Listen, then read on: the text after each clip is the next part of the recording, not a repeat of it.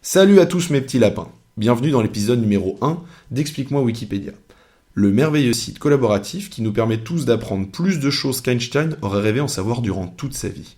Et accessoirement de nous la péter pendant des apéros dînatoires, en récitant par cœur l'intro de sa théorie de la relativité. Oui, celle-ci.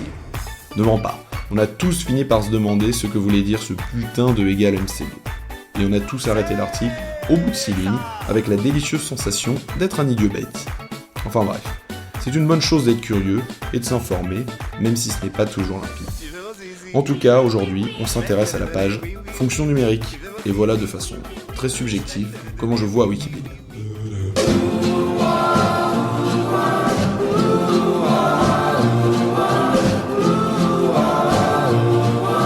Explique-moi Wikipédia. Bon, alors déjà, fonctions numériques, qu'est-ce que quates ? Premièrement, on parle ici de maths. Ce ne sera pas le cas pour toutes les vidéos Explique-moi Wikipédia, mais j'aime cette discipline et il faut avouer que les articles wiki sont pas toujours clairs au premier coup d'œil. Deuxièmement, un peu d'étymologie. Numérique, c'est un adjectif pour dire qu'on parle de nombres. Bon. Et fonction, c'est le concept qui nous intéresse. En gros, on va avoir un nombre qui bouge en fonction d'un autre nombre. D'où le nom de fonction. Voilà. Nous ne perdrons jamais de vue que les mathématiciens sont des monstres d'originalité quand il s'agit de nommer les choses. Allez, accrochez-vous, on peut rentrer dans le cœur de l'article. Ceux qui aiment lire calmement, c'est le moment de violer le bouton pause. Allez, on commence par un peu de blabla inutile à base d'un épicier qui vend des trucs. Ça, c'est comme additionner des pommes et multiplier des bonbons, tout le monde s'en tape la rate. Dans la suite, les choses sérieuses commencent. On parle d'obtenir une quantité à partir d'une autre quantité. Ou pour simplifier, un nombre à partir d'un autre nombre. Il s'avère qu'en maths, dès qu'on veut parler d'un nombre mais qu'on ne veut pas en choisir un en particulier, on utilise la notion d'inconnu, que l'on note x. Avec cette lettre, on parle d'un nombre qui peut être n'importe lequel, on s'en fout. C'est comme quand tu vas à la piscine, tu t'intéresses pas au nombre de litres d'eau qu'il y a dans le bassin. Il y a x litres d'eau dans le bassin. Ok, mais moi je veux faire une bombe. Par contre, si tu as avec toi une machine pour faire des diabolofraises, ça t'intéresse vachement plus le volume d'eau présent. Tout comme t'intéresse le nombre de diabolos que tu pourras faire. Car selon le mode d'emploi de ta machine, disons que quand tu mets 1 litre d'eau, dedans, elle rajoute 20 centilitres de sirop. Et paf, elle te sort un pichet de 1,2 litre de boisson délicieuse. Bon, et maintenant tu te demandes pourquoi un mec te gonfle pendant une plombe alors qu'on sait tous que l'eau d'une piscine c'est dégueulasse. Eh bien parce qu'avec la magie des métaphores, on vient de définir une fonction. Nous avons un nombre, 1 litre, associé à un autre nombre, 1,2 litres. Et un mode d'emploi qui permet de passer de l'un à l'autre. Ça, c'est la machine. Si maintenant, on prend 2 litres dans la piscine, après le passage dans la diaboleuse. Oui, la machine, je vais l'appeler comme ça, même si ça fait un peu nom de stripteaseuse au rabais. On obtiendra 2,4 litres de diabolo.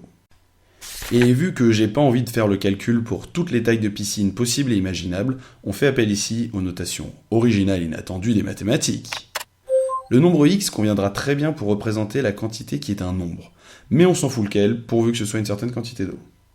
Notre chère diaboleuse, qui joue le rôle de la fonction, s'appellera f. Et le nombre de litres diabolo sera le résultat du passage de x litres à l'intérieur de la machine f, et on le notera f de x. Voilà donc l'idée.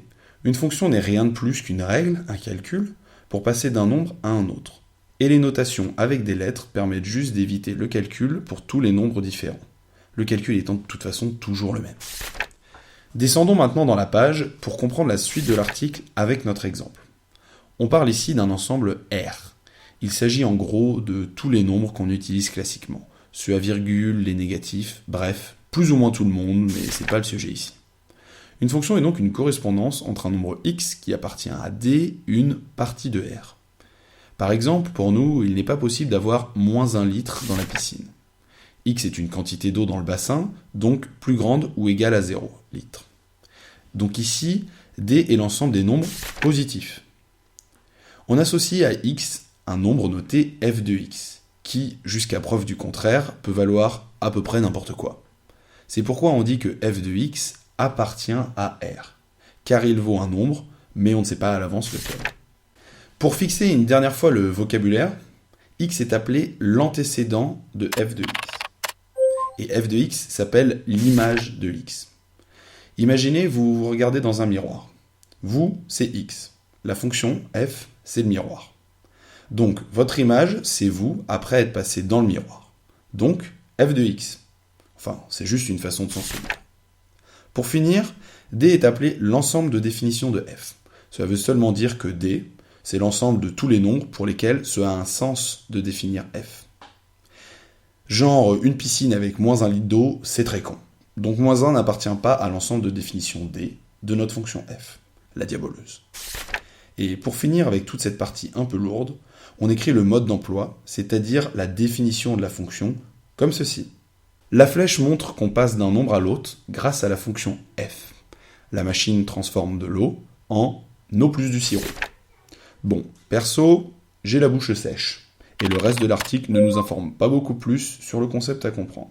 Mais les curieux, ne vous gênez pas pour mettre sur pause. Et puis voilà, on fait une conclusion claire et précise en forme de résumé. Une fonction, c'est une machine. Tu mets un truc dedans, il ressort ce même truc, mais en modifié. L'important, c'est juste que la machine fasse toujours la même chose. Bon, sur ce, vous connaissez la chanson, vous pouvez nous suivre en vous abonnant pour ne pas rater les prochains épisodes d'Explique-moi Wikipédia. Et rassurez-vous pour les allergiques, ce ne sera pas que sur des mathématiques. Pour finir, n'oubliez pas ce qu'a dit un jour ce grand sage qu'est Jean-Pierre Coff. Les poireaux, c'est au beurre et pas à la vinaigrette.